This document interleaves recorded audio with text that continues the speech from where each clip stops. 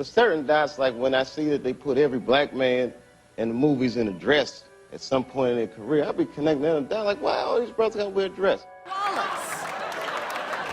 Wow. Wow, wow, wow.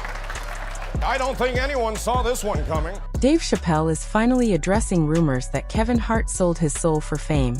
He reportedly believes Kevin might never have reached such heights without agreeing to things he once strongly claimed he would never do, raising fresh questions about success and compromise. Dave Chappelle, another great comedian, said that, you know, in the industry, they tried to make him wear a dress. Have you ever ran into that with scripts, and is that something that, you know, you wouldn't do, you know, for I definitely haven't ran into to put on the dress. I mean, you know, you have to have boundaries. Dave Chappelle and Kevin Hart are both highly successful comedians. However, unlike Kevin, Dave has been outspoken about Hollywood's darker side and how industry power players allegedly tried to control and undermine him throughout his career. Because my name and likeness is being used by them in perpetuity throughout the universe. It's in the contract. When it comes to Kevin Hart, he's widely recognized as one of the hardest working comedians in the industry. Still, many argue that hard work alone isn't enough to reach the highest levels of success in Hollywood. This raises the question, what truly drives his global fame? Some point to comments made by Dave Chappelle, who has criticized aspects of the entertainment industry, suggesting that performers sometimes face pressure to compromise their image for visibility and financial gain. There have also been ongoing debates about representation, particularly how certain comedic roles may rely on exaggerated portrayals that reinforce stereotypes, sparking discussion about authenticity, opportunity, and the cost of success in mainstream entertainment. What do you want, Shanae? Oh my goodness. If it isn't Little Miss Attitude, why are you always over here? Whether this idea is merely a conspiracy or something more remains open to debate. Still, some observers point to a noticeable pattern in entertainment, where certain roles involving cross-dressing or exaggerated portrayals appear more frequently among black male performers than their white counterparts.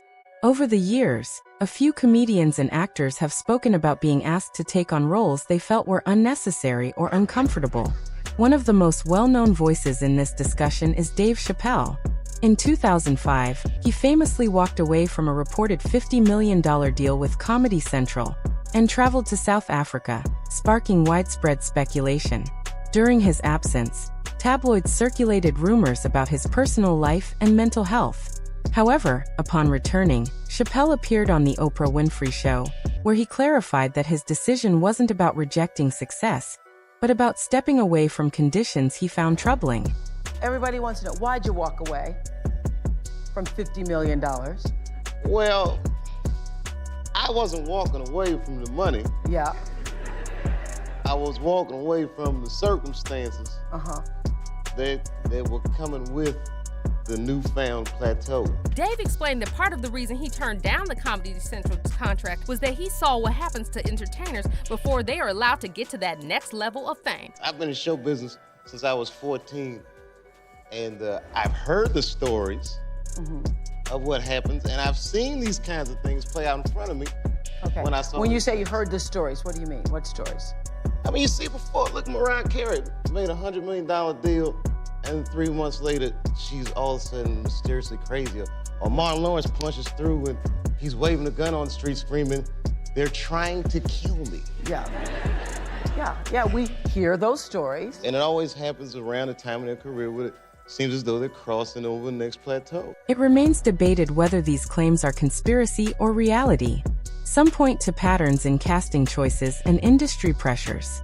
Dave Chappelle's 2005 exit highlighted concerns about creative control, contracts, and personal boundaries in entertainment. Like when I connect dots that maybe shouldn't be connected, I don't know. But certain dots, like when I see that they put every black man in the movies in a dress at some point in their career, I'll be connecting them down like, wow, all these brothers gotta wear a dress. This happened to me. I'm doing a movie with Martin. Yeah. The movie's going good. So I walk in a trailer. I'm like, man, this must be the wrong trailer because there's a dress in here. When Oprah Winfrey pressed him, he explained he was pushed to create sketches he felt were socially irresponsible, saying they were designed to make audiences laugh at him rather than laugh with him. They come in, the writer comes in, I think he's the writer, he's like, Dave, listen, you got this hilarious scene where Martin's sneaking out of jail, so he disguises you as a prostitute. And he put this dress on, and what, a prostitute?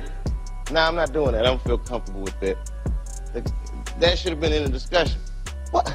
You don't feel comfortable with it? I mean, it's a hilarious bit. All the greats have done it.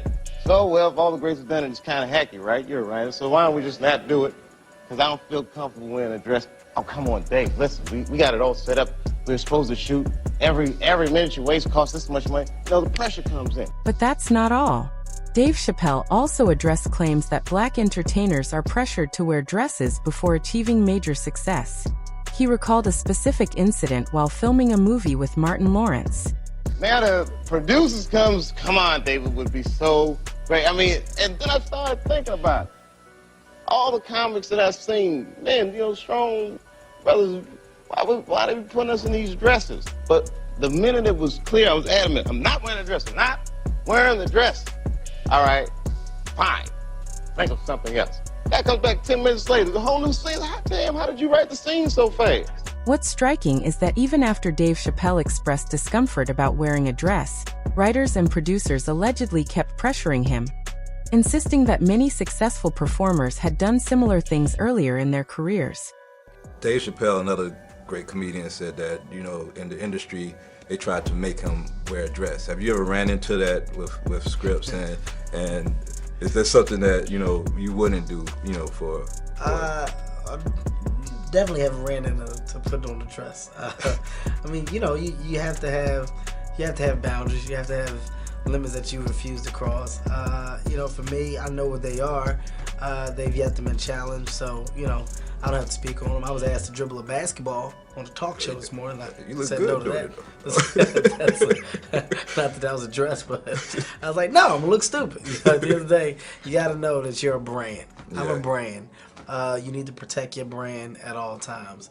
When things happen that can possibly affect your brand, your brand can be diminished, and you don't want that to happen. So, you know, protecting my brand is definitely a priority. That moment, according to Dave Chappelle, was when everything started to connect in a way that felt impossible to ignore. What initially seemed like a single uncomfortable situation began to look like part of a much larger pattern. He described how, over time, he began noticing recurring themes in the roles being presented to him and the expectations placed on him behind the scenes. It wasn't just about one joke, one sketch, or one script. It was about a mindset that, in his view, shaped how certain performers were portrayed. One of the most striking details he shared was that producers allegedly had more than one version of a script prepared. One version included the controversial element he objected to, while another was ready to go if he refused. To Chappelle, this raised an obvious question. If the alternative existed all along, why push so hard for the version he was uncomfortable with? That realization made him question whether the decision was truly about creativity or something else entirely. He framed this experience as a wake-up call, not just for himself but for anyone working in entertainment. His message was clear. Eventually, every artist reaches a point where they have to decide what they're willing to accept and what they're not. For him, saying no wasn't just about a single role, it was about protecting his identity and the message he wanted to send through his work. He emphasized that once he firmly stood his ground, the pressure didn't magically disappear. But the situation shifted quickly enough to reveal that compromise had always been optional. This perspective has often been brought into conversations about Kevin Hart, especially when discussing the different paths comedians take in Hollywood. In 2013, Kevin appeared on Saturday Night Live in a sketch that involved him wearing a dress, something that sparked immediate reactions online. The moment stood out not necessarily because of the sketch itself, but because of Kevin's earlier comments about maintaining boundaries and protecting his personal brand. In interviews prior to that appearance, Kevin had spoken about the importance of knowing your limits. He explained that while he hadn't personally encountered certain pressures, he believed strongly in setting boundaries and refusing anything that could negatively impact how he was perceived. He framed this as part of a broader strategy, protecting not just his image but his long-term career. Because of those earlier statements, his later performance led to mixed interpretations. Some fans felt it contradicted his previous stance, while others argued that comedy often requires stepping into exaggerated or unconventional roles. After all, sketch comedy has a long tradition of actors playing characters far removed from their real-life identities. For many viewers, it was simply part of the genre. However, critics saw it differently. They connected the moment to the broader conversation that Chappelle had been raising for years. To them, it wasn't just about a single outfit or a single joke. It was about whether performers feel pressured, directly or indirectly, to conform to certain expectations in order to access bigger opportunities. Looking at Kevin Hart's career trajectory, it's easy to see why this debate gained traction. Following his Saturday Night Live appearance, his career expanded rapidly. He starred in major films like Get Hard alongside Will Ferrell, Central Intelligence with Dwayne Johnson, and the highly successful Jumanji series. Beyond acting, he built a business empire, launching his own production company and securing partnerships with major platforms. To supporters, this success story is straightforward. Kevin Hart is talented, disciplined, and relentless in his work ethic. He tours constantly, produces content across multiple platforms, and understands how to connect with a wide audience. From this perspective, his rise has nothing to do with compromise and everything to do with consistency and strategy. But for skeptics, the timing of certain events raises questions. They point to how quickly opportunities multiplied and wonder whether there are unspoken dynamics at play in the industry. These questions don't necessarily lead to clear answers, but they keep the conversation alive. Meanwhile, Chappelle's journey took a very different path. In 2005, he walked away from a reported $50 million deal with Comedy Central at the height of his success. His sudden departure shocked fans and triggered a wave of media speculation. Tabloids circulated rumors about his mental state, his personal life, and his reasons for leaving. When he eventually returned to the public eye, including a notable appearance on The Oprah Winfrey Show, he offered his own explanation. He made it clear that he hadn't rejected success or opportunity. He had rejected specific conditions that didn't align with his values. For him, the issue wasn't fame or money, but control over his work and how it represented him. This contrast between Chappelle and Hart has become a focal point in discussions about Hollywood. On one side, you have an artist who stepped away at the peak of his career to maintain control. On the other, an artist who continued pushing forward and reached even greater commercial success. Neither path is inherently right or wrong, but the difference between them invites reflection.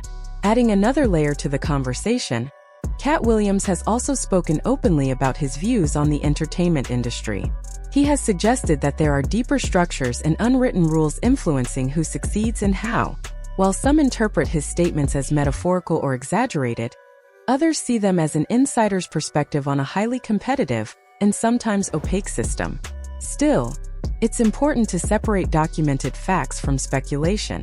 The entertainment industry is complex, and while power dynamics certainly exist, not every claim can be verified. Success in Hollywood typically involves a mix of talent, timing, networking, public appeal, and sometimes sheer luck. Reducing it to a single factor risks oversimplifying a much more nuanced reality. At the same time, the conversation about representation and creative